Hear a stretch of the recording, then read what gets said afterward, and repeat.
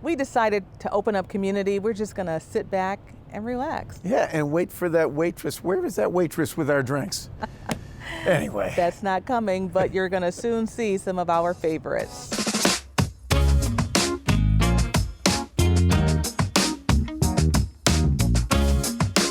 Welcome to commUNITY. I'm Claudine Ewing. And I'm Pete Gallivan, and it is summer in the city. So just sit back and relax. We're going to show you some of our favorite pieces from the past few months. Buffalo is full of summer events and festivals. Allentown.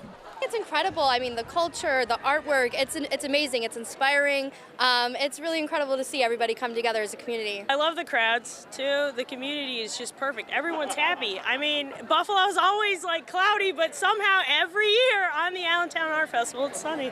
The annual Miami Nights all-white party. All white attire theme is fashion, but when you see a sea of all white, it just looks so clean and it just looks good. But then you have a lot of vendors, you have a lot of business owners. There's a lot of small businesses that work within this framework. So sometimes it looks like a party, but it's more than an event and it's more of a community thing. And it's something that really helps the environment, helps the neighborhood, the community, and just it's an all-around good time. And you're gonna see a lot of people from all walks of life and all financial backgrounds and everything. So it's just a hodgepodge of everything for our community. Taste of Buffalo was hot, as Alyssa Clausel found out. Water, fan, Ice cream. When it's 92 degrees in Buffalo, those three things become non-negotiable at the Taste of Buffalo.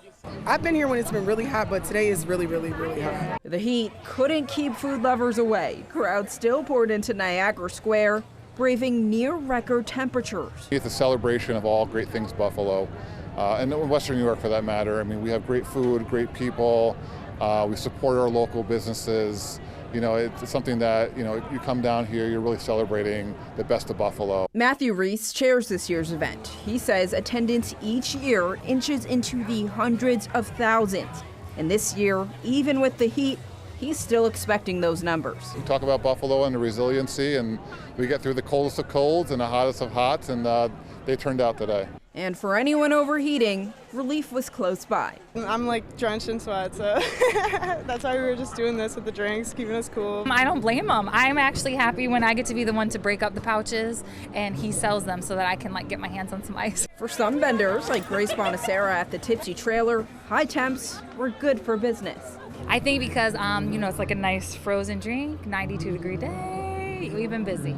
And she's not the only one. Nick Charlott's ice cream was also a hot spot. It's the go-to spot. As you can see, if you wait around long enough, there's lines right down the street. 1, 2, 3, OTB! A big honor for the man, Otis T. Barker, Sr., OTB. The basketball courts at MLK Park are named in honor of the retired City of Buffalo Commissioner of Community Services. He grew the summer youth internship program, connecting more than 30,000 young people with intern opportunities throughout the city of Buffalo. I know y'all got to witness him do so much for the city and whatnot, over his time serving the community. But I've been here for 36, going on 37 years, and I got to see it every single day, in and out, inside and out, everything he went through, all his trials, tribulations. So many times he could have quit, so many times he could have gave up, and no matter what, he always kept it pushing. He put his community first, his family, everybody first. I love my city. I love my city. You show them a little love, and they'll triple it back at you. I love each and every one of you that's here. If you wonder why a basketball court is being named in honor of a former mayor, it's because Anthony Masiello was a standout player at Canisius College and Delaware Park. I spent a lot of time here honing my basketball skills, but making great friends. And there was a time when everybody loved sports. People came together regardless of their backgrounds, regardless of their neighborhoods. And every Saturday and Sunday, you were here playing with the best. As mayor, he revived programs which help bring basketball tournaments like Gus Macker to downtown Buffalo. One of the things about sports is, you make great friends. You play against guys. In Buffalo, they're your friends. You play with guys, they're your friends. It's a generational thing. It's a lifelong thing. Life lessons, friendships, as evident by those in the crowd. It's why this is now Delaware Park Mayor Anthony M. Masiello basketball courts. And I've been very fortunate because all through my life, I've had great teammates, whether it was in athletics, politics, business, community. People really were terrific to me and helped me become what I have become in my life. He went on to serve on the Buffalo Common Council, the state Senate, and 12 years as mayor. Since then, he's faced some other challenges. I had cancer, several kinds of cancer, but I never give in, I never give up. With great prayer, great attitude, and great medicine, I'll be around a long time. And now your name is forever enshrined in Delaware Park. Well, Delaware Park, an Olmsted Park. I mean, to me, it's mind-boggling how that kind of honor. But you know what? I respect it. I love our parks. I love our history. I love our legacy. And I'm just happy to be part of it. For 4 decades, Agnes Bain helped build the African American Cultural Center, making it a central piece of Buffalo's art scene. Now, the corner of Maston Avenue and East Utica Street is officially named after her.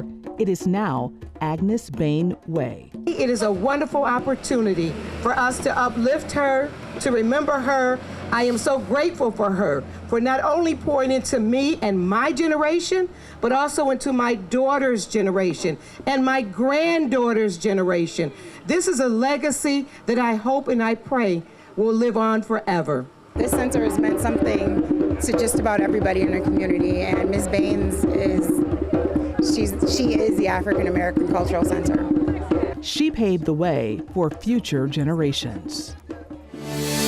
They wanted to kind of put a spotlight on like extended breastfeeding. Like you see the pictures of the newborns all cuddled up, but you don't really see it when it's a toddler. It's a kid that can come up and ask for it. Chalice Graham of Buffalo and her 2-year-old daughter Zuri are 25 months into their breastfeeding journey. We even get like the questions from our family, and they're all supportive, but they're really surprised usually that we're still nursing. Yeah, just a second, okay? Zuri and her older sister were both born at Fika Midwifery's Coit House in Allentown. This spring, the organization commissioned a portrait of Chalice breastfeeding Zuri for their waiting room. We want to show women that you don't have to stop just because the world is used to you stopping when the baby's like on solids, or just because you're going back to work. Like you can still continue the relationship as long as it's working for you and whatever that looks like. It's a painting by artist Julia Bottoms and curated by Claire Schneider of CS1 Curatorial Projects. We just thought it would be so cool to really kind of break down some of those stigmas that are surrounding breastfeeding, and especially for moms that have never done it before. I think it can just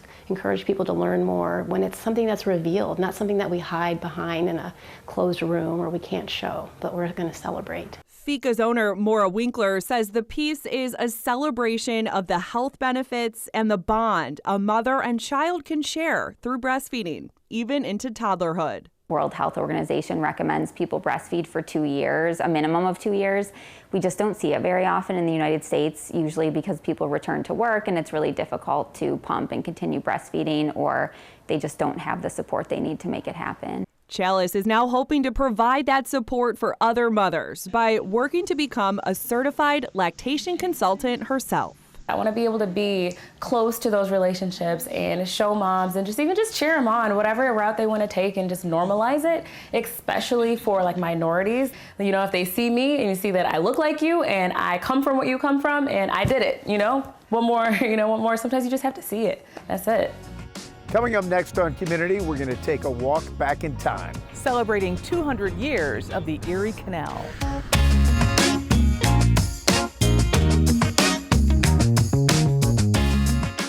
Welcome back. Did you know this? October will mark the bicentennial of the Erie Canal. That is hard to believe, Pete. Yeah, and while it made Buffalo the gateway to the West and it was great things for a lot of people, it wasn't great things for everyone. In its earliest days, the village of Black Rock was a bustling place. Shipyards for sure. There were storehouses, warehouses, starch mills, lumber yards were big, barrel making was big. And one of the biggest personalities at the time was a mover and shaker named Peter Porter. Peter Buell Porter was an Erie Canal commissioner, and he was obviously an advocate for having Black Rock being the western terminus of the Erie Canal. Black Rock Historical Society Director William Butler says Porter laid out a convincing argument, including the fact that Black Rock had something that Buffalo didn't have at the time, thanks to the geological formation that gave the village its name. Black Rock gets its name from the black rock that provided that safe harbor. So when it came time to lobby for the western terminus, Peter Porter went after it hard because he knew that it would mean big things for whatever community controlled it. That town would be the economic gateway for a large part of the country. Black Rock, it looked like might be the western terminus. And this historic marker on Amherst Street reflects that, the result of a political ping pong match. In 1821, Governor DeWitt Clinton and the Canal Commission designated Buffalo as the terminus. 2 years later, the political climate changed and Clinton was no longer governor. The Canal Commission changed as well, and in 1823 gave the designation to Black Rock. 2 years later, Clinton was reelected and restored the western terminus to Buffalo, leaving Black Rock to only wonder what might have been. It would definitely be much larger. We don't have the passive waterfront that we have now that we can enjoy for recreational purposes, but definitely more industry here for sure. And it'd be Black Rock State University now, rather than Buff State University. Right, and the Black Rock Bills and Sabres too. It was a long time ago, 1875 to 1957. For much of that time, the Thomas Indian School was owned and run by New York State. Located on the Cattaraugus Territory, this is where children were stripped of their culture. Indigenous children couldn't speak their language. The violence and the death are documented. Sanction ethnic cleansing is what was going here. Try to eradicate the long, proud story of the Senecas. After the Seneca Nation president met with the governor earlier this year, the day has come. I, Governor Kathy Hochul, apologize to the Seneca Nation of Indians and survivors and descendants from all nations who attended the Thomas Indian School. The state recognizing the bad things that happened with a proclamation. I want this forever enshrined, visible to the rest of the state, that this day occurred. There are still remnants on the territory of that Thomas Indian boarding school. But when you speak with survivors, those who were actually here, you feel their pain. Bad memories, what I went through. I started out having my mouth washed out with soap, thrown in a cold shower for using our language. Remember, I was only 5 years old. As for the apology, I have so much mistrust.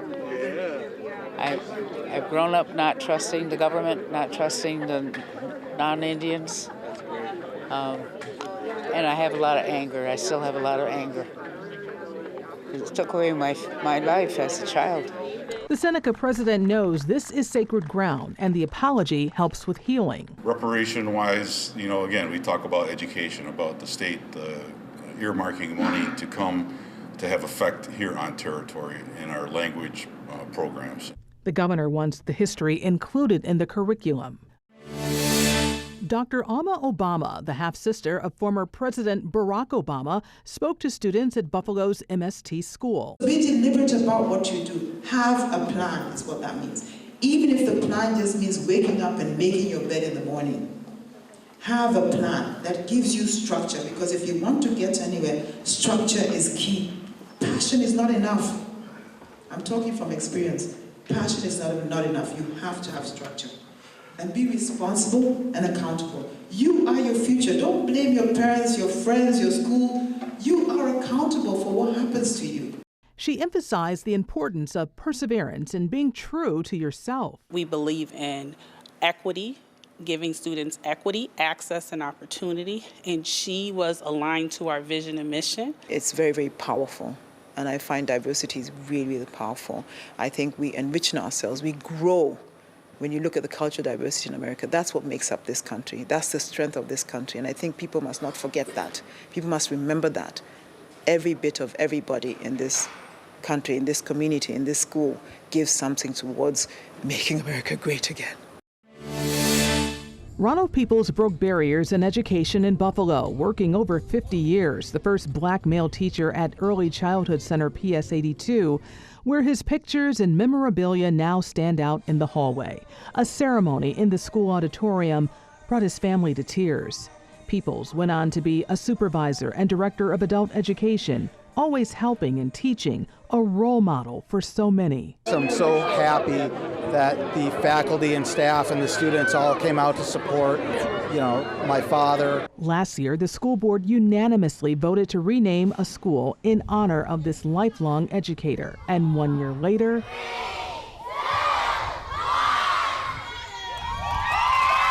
having this school named after him, he was a good representation of everything that the East Side has to offer. The marquee for a man who, even after he retired, was teaching. He was a scholar himself, and he gave back to the community.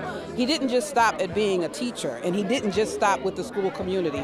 He enveloped the whole East Side of Buffalo. There's not many people that don't know about Ron Peoples or hasn't been touched by his kindness. Ronald Peoples died of COVID in March 2020, but he left a mark. His legacy started when there weren't so many of us. And he said, give back to the community. Each student is important, and you give back. And that's what he always told us. The school's mission statement, we are the Ronald Peoples School of Scholars, a collaborative community, present, prepared, respectful. I think my dad he'd be proud of all the students, and he would more look at it like this is just a jumping off point for things to just get better and better. And now they celebrate. In honor for a job well done. Coming up next, some smooth sounds of summer. Because in Buffalo, we love our music.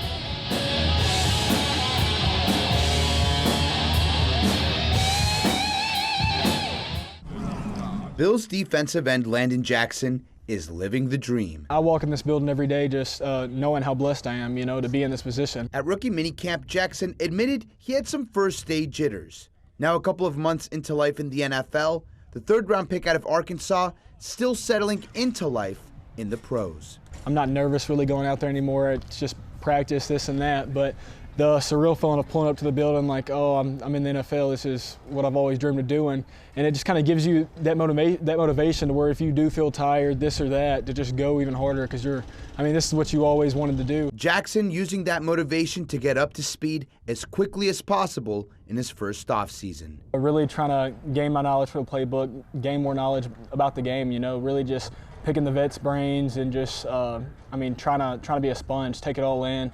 So yeah, it's going great. I feel like I'm taking major strides every day. One that he says has stood out so far, the jump in skill level from the college game to the pros. At 6'6", 264, it doesn't hurt to have another big-bodied pass rusher like Greg Rousseau, who's 6'6", 266, to learn from. Just working with Greg every day. Just seeing the way he moves at his size it's pretty cool.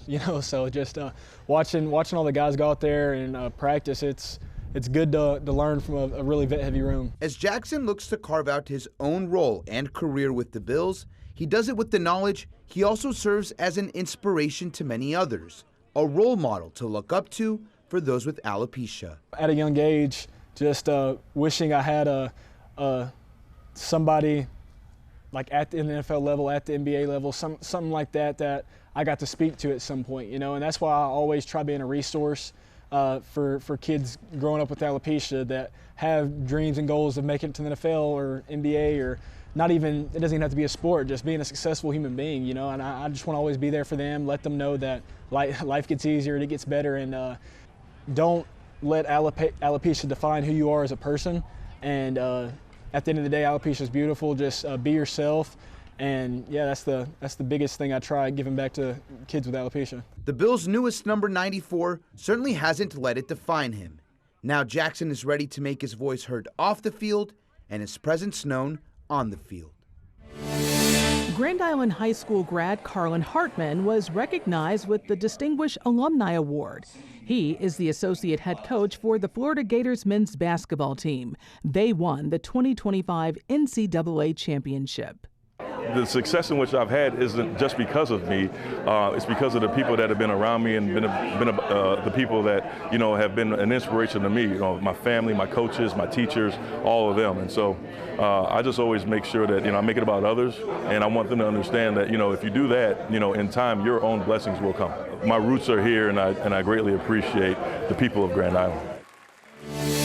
This is Shakina from the Central African Republic. Her parents killed in an ethno-religious civil war. When her story was first featured on NBC Nightly News, Dr. Greg Daniels saw it. And there was this child, her hair was uncombed all over the place. Her clothes was in tatters, and she was barefooted walking around, and it kind of brought tears to my eyes. He adopted her at age 9. Look at her now. He gave me a life. A car to drive, a really nice car. But it's about life. What I always tell him before he leaves the house, I was like, yeah, don't let the world change your smile. Let your smile change the world. That's like how I learned to focus on life. I don't let the world change my smile. I let my smile change the world. She remembers some things from Africa. I used to remember that I cooked with my grandma all the time and my mom. 10 years ago, we walked the land at her home. Hi, Bubba.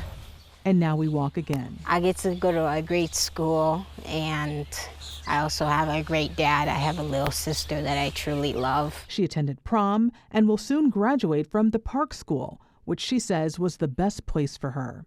A long way from her homeland where we saw her. What you experienced as a child is something some people would never understand. Yeah. Do you think that made you stronger? Yes, it made me a lot stronger. It made me realize what type of person I am in life and what I want to become and what I want to show out. I really hope someday I could go back to my hometown and help people out. I am extremely happy with the choice I made in going to Africa and bringing this child back. She is forever thankful and appreciates life. He changed your life. He did. Big time. Huge. Yeah. And she's changed mine. Hugs then. Great. Thank you. Hugs so now. You're so welcome. Thriving and confident.